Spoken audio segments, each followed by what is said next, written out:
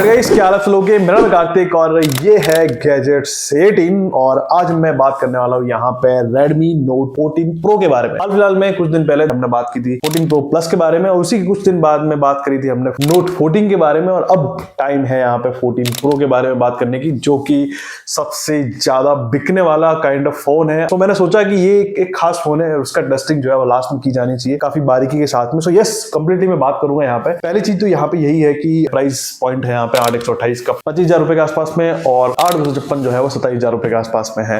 Phone जो है curve display के साथ में है और 190 ग्राम्स का फोन है, काफी लाइट वेट। अब मेन चीज यहाँ पे आती है कि एक स्लाइट डिफरेंस इसके अंदर है वो मेरे को पर्सनली काफी सरप्राइज करता है और पर्टिकुलरली है यहाँ पे गोरिल्ला ग्लास विक्टस 2 का प्रोटेक्शन। अब यहाँ पे कंपनी क्लेम करती है कि इसमें गोरिल्ला ग्लास विक्टस 2 का प्रोटेक्शन दे रखा है और जो कि हमने देखा है कुछ टाइम पहले कि गोरिल्ला ग्लास विक्टस का प्रोटेक्शन हमें फ्लैगशिप लेवल के फोन्स के अंदर ही देखने के लिए मिलता था। वो ज्यादा फोन जो कि लगभग 80,000 के है या फिर 80,000 से ऊपर के हैं और ये फोन पर्टिकुलरली यहाँ पे IP68 के साथ में आता है। तो कंपैरेटिवली यहाँ पे इन टर्म्स ऑफ प्रोटेक्शन अगर आपके हाथ से एक बार फोन गिर भी जाए और एक बार आपके हाथ से फोन पानी में भी गिर जाए तो कहीं ना दिक्कत वाली चीज नहीं है। ये फोन जो है पर्टिकुलरली अपने आप को प्रोटेक्ट करने में कैपेबल है। बहुत सारी चीजें हैं यहाँ पे कंप्लीटली मैं इस वीडियो में डिटेल डीप डाइव जाके बात करूंगा। कंप्लीट फुल रिव्यू है इसका और लास्ट में वर्डिक्ट भी दूंगा। सबसे पहले चीज फर्स्ट थिंग फर्स्ट यहाँ पे बात कर लेता हूँ कैमरास की। यहाँ पे सो पीछे की साइड पे एक 50 मेगापिक्सल का मेन लेंस दे रखा है, 8 मेगापिक्सल का अल्ट्रा वाइड लेंस दे रखा है और 2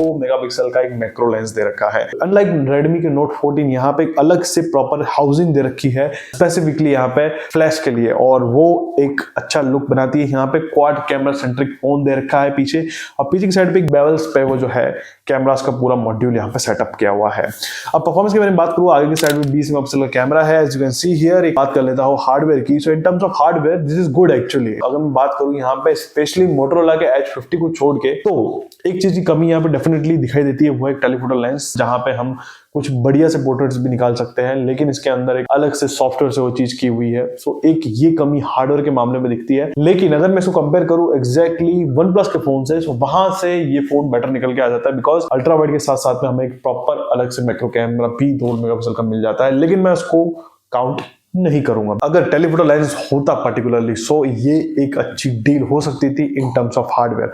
बट मोटा मोटा ये है कि अगर फोटोज कम कैमरास के साथ में भी निकाल के दे दे एक फोन जैसी आप चाहते हो, that will be a good deal actually to be honest. But ये चीज यहाँ पे है या नहीं वो मैं क्या बात कर लेता हूँ। यहाँ पे सबसे पहले यहाँ पे मैं अगर इसके डायनामिक रेंज की बात करूँ सो ऑन पॉइंट, मतलब कि अगर मैं बात करूँ यहाँ पे 40-50 हजार के फोन की कंपैरिजन में, सो यस काफी सही डायनामिक रेंज है। इस फोटो में देखो कि नीचे की साइड पे अल्ट्रा वाइड फोटो से डे लाइट की कंडीशन में फोटो निकाला गया है और इसमें नीचे की डिटेल के साथ साथ में ऊपर की भी डिटेल काफी अच्छे से मेंटेन कर पाया है ये। सो एक्सपोजर की बात करूँ, डायनामिक रेंज की बात करूँ, अगर मैं यहाँ पे कलर एक्यूरेसी की बात करूँ, सो ऑल ऑन पॉइंट।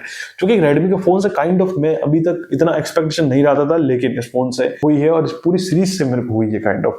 एक सेम फोटो मैंने निकाल के देखा, सेम रिजल्ट यहाँ पे आया है। इवन इसकी मेन 50 मेगापिक्सल के सेंसर से भी साथ में भी यही रिजल्ट निकल के आया है। अब so called 2x telephoto lens इसके अंदर दिया हुआ है जो कि है नहीं यहाँ पे, लेकिन फोटोज जो है वो बस जस्ट क्रॉप करके डाले हुए, जिसके बारे में ज्यादा बात नहीं करूंगा मैं। और क्लोजअप फोटोज की बात करूं सो ये फोटोज भी काफी सही है। और ह्यूमन सब्जेक्ट की अगर बात करूं मैं यहाँ पे, तो ह्यूमन सब्जेक्ट के अंदर भी फोटोज जो है वो काफी क्रिस्प है, क्लियर है, यहाँ पे कोई दिक्कत वाली चीज नहीं निकल के आती है। और एक चीज जो सबसे मुझे पसंद आई बेसिकली वो ये कि फोटोज जो है वो ओरिजिनलिटी की तरफ काइंड ऑफ पोर्ट्रे होती हुई नजर आती है, क्योंकि ज्यादा प्रोसेसिंग यहाँ पे फोन की तरफ से नहीं की हुई है। तो वहां से कुछ फोटोज जो है यहाँ पे डेफिनेटली प्रोसेस होके आ रहे हैं, लेकिन जो एक स्किन टोन को चेंज करने वाली बात है, एक टेक्सचर को चेंज करने वाली बात है, वो यहाँ पे काइंड ऑफ नहीं होती हुई दिखाई दे रही है। इसलिए मैं बोलूँ इस नहीं होती हुई दिखाई दे रही है, ओरिजिनलिटी की तरफ फोटोज जो है वो बढ़ रहे हैं, इसलिए kind of I think it is a good camera setup.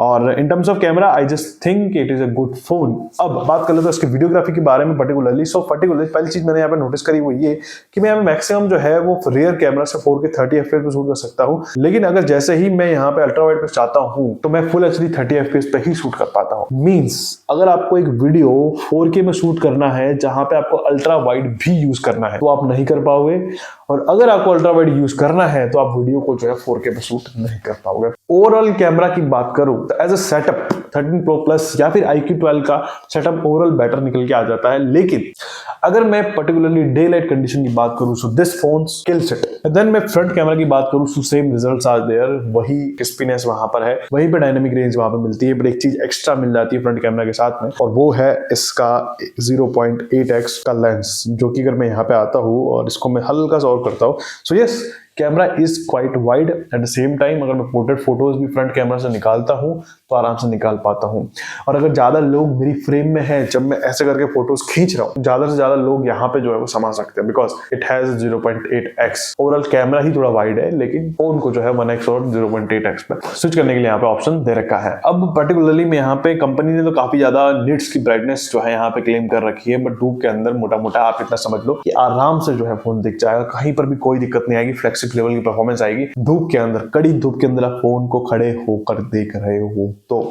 दूसरी चीज यहाँ पे जो है 120 हर्ट्ज का ऑप्शन जो है ऑब्वियसली मिल जाता है यहाँ पे। अगर मैं सेटिंग्स के अंदर पर्टिकुलरली जाऊं मैं यहाँ पे, और यहाँ से मैं और जाऊं यहाँ पे डिस्प्ले के अंदर, और as you can see here refresh rate के अंदर डिफॉल्ट ऑप्शन, मैं कस्टमाइजेशन के जाके यहाँ पे अप टू 120 हर्ट्ज को यहाँ पे स्विच कर सकता हूँ। बट एक चीज जो डेफिनेटली मैंने देखी यहाँ पे BGMI को मोटा मोटा मैं स्मूथली यहाँ पे 30 FPS पे रन कर सकता हूँ, 40 FPS पे रन कर सकता हूँ, और COD जैसे गेम्स को यहाँ पे मैं 60 हर्ट्ज पे आराम से रन कर सकता हूँ। बट इसका मतलब ये नहीं है कि ये जो बिल्कुल भी स्मूथ एक्सपीरियंस मेरे को दे रहे हैं वहां पे। एग्जैक्टली थोड़ा बहुत वहां पे लैग, हल्का सा जिटर जो है वो डेफिनेटली यहाँ पे है, और है तो मैं आपको बता देता हूँ। तो ये चीज अपने दिमाग में रखना है कि अगर आप एक गेमिंग सेंट्रिक फोन ढूंढ रहे हो, this is not the phone. iQOO 12 Pro it will be a better choice and Poco X6 Pro also will be a good choice exactly।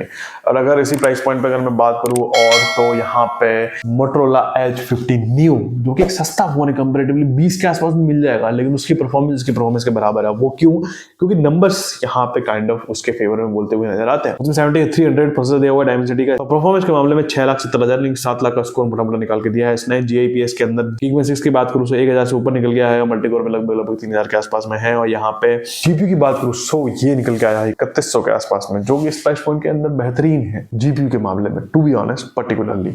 सो अगर आप गेमिंग सेंट्रिक फोन ढूंढ रहे हो तो एक बार कंसिडरेशन में ला सकते हो। तो डिस्प्ले के मामले में दिक्कत नहीं है, डे टू डे लाइफ में आपको कभी भी कोई भी दिक्कत नहीं आएगी, लेकिन अब गेमिंग करते हो हार्डकोर तो वहां पे थोड़ा मोटा लैग दिखाई देगी। मैंने आपको ये चीज बोल दी।